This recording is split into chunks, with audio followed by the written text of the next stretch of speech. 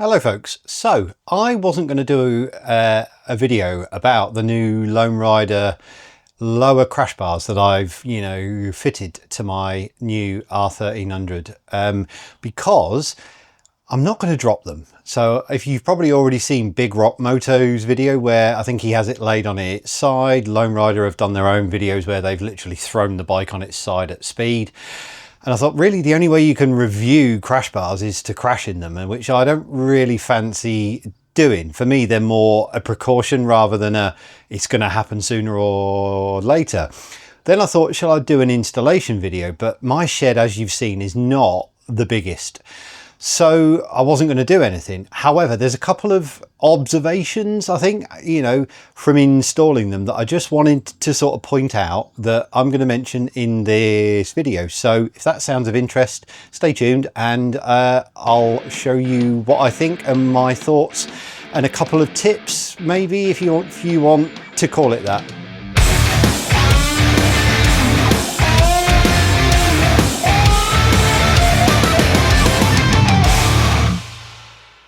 Okay, so I've obviously fitted the lower bars. Now I haven't fitted the upper ones because although they've arrived, what I don't yet have is the crossbar mount for the lights. So at the moment, obviously they're on the under beak mounts, so I need to get the clamps so I can mount them to the upper bars. So I will do a video on that.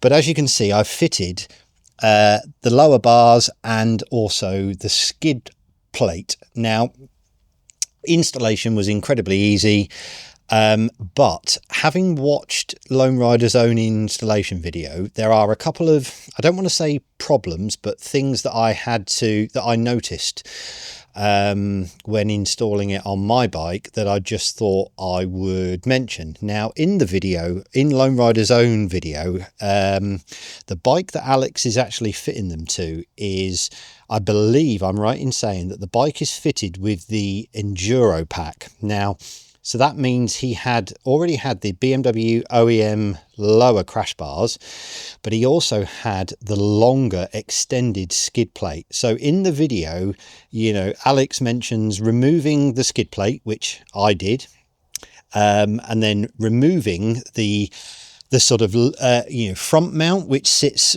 sort of about there. There's like a mid mount, but then he mentions removing a bolt on this side near the pivot for the swing arm and one on the other side to remove the rear mount. Now, although my bike had the BMW OEM skid plate, mine is not the Enduro, so I had the shorter skid plate, so I didn't have the rear mount. Not a problem, but what I did have is, and I don't know if you'll be able to see it, see if I can get in here with, so you might be able to see there's two breather pipes there. So what I did have was sort of where this bolt for the Lone Rider ones goes in, I had sort of a plastic kind of clip that these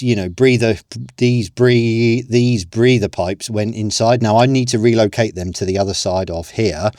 Like I said, if you can even see that, I need to relocate them to this side and put a zip tie through that hole there just to secure them. So there was a plastic kind of clip in there holding them in place, and there was nothing on the other side. So I just thought I'd mention that for a start.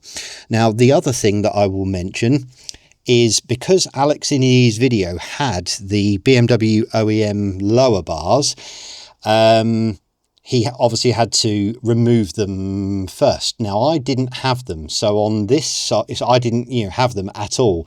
So on this side there was already a bolt in there from stock that was just basically doing nothing. So I had to remove that on this side, but there was nothing on the other side, which is a bit weird. But my old R1300 was exactly the same. The other thing to note is, because this bike's got 1400 miles on it and it's obviously got dirty and I've washed it, I found some of the bolts the Lone Rider bolts were a bit stiff to get in. They were feeling like they were starting to cross thread. Now, that isn't a fault of the bolts. They were absolutely, you know, there was no issue with them. But I think what's happened is dirt has built up inside those holes, because like I say, there was nothing inside them. Some of them were fine and some of them weren't. So what I did was I just used a bit of, you know, ACF 50. You could probably use a bit of oil just to lubricate that hole, and then I wound the bolt in, you know, slowly, and then out again, and blew it out with some brake cleaner just to clean it out. And then when I actually fitted them, they went in much easier. What else is there? Oh, so in the video when Alex is fitting his, I believe I'm right in saying he does the left hand side first, and he puts the rear bolt in and the mid bolt, and then he goes to the other side and does the rear and the mid bolt on the other side. Now I don't know if it's because I was doing it at ground level, so I was laying on my side, but I found it easier. And I'm not suggesting that you ignore Lone Rider's installation video. Absolutely I'm not.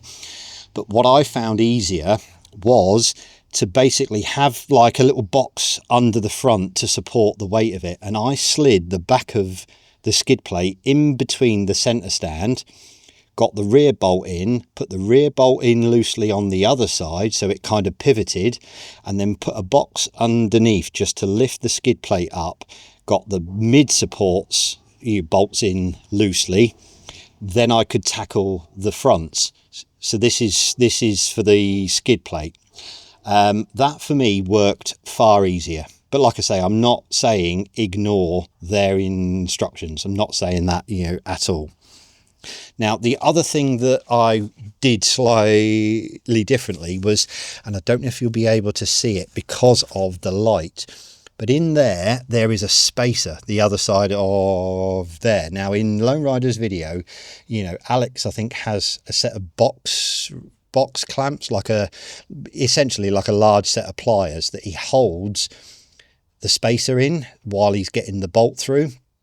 Now, I didn't do that, mainly because I'm an idiot, and I would absolutely have scratched the engine with the pliers. I absolutely would have done. I'm an idiot.